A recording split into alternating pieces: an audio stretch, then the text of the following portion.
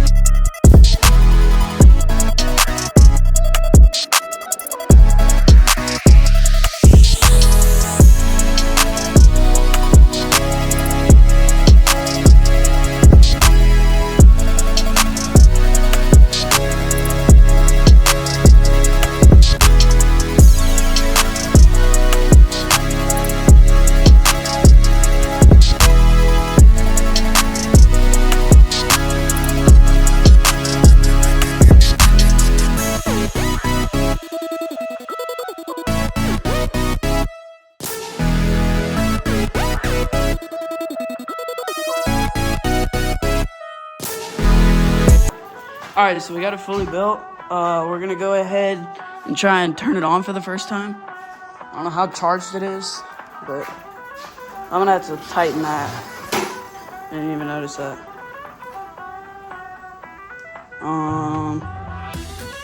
Let's see. Why is it not turning on? Do I have the battery off? Oh, so I was pushing the wrong button. Oh my gosh, I'm so stupid.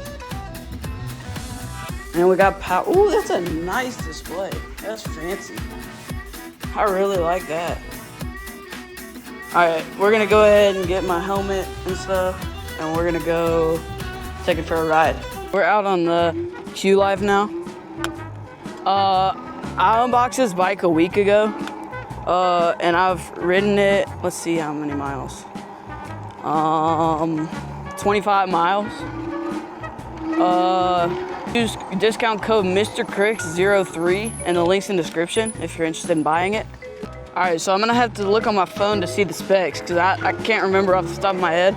But it's got an 1800 watt motor, a 48 volt, 15.6 amp hour battery, and the tires are 20 by 4 inches. You can get up to 75 miles of range, which that is most likely on mode 1. You can probably get about 20 miles on mode 5. 360 pound weight load capacity, and they claim 35 mile an hour speed. But yeah, I've been riding this for a while. This is my fastest bike that I have, and it feels fast too. For the price, dude, like this thing is crazy.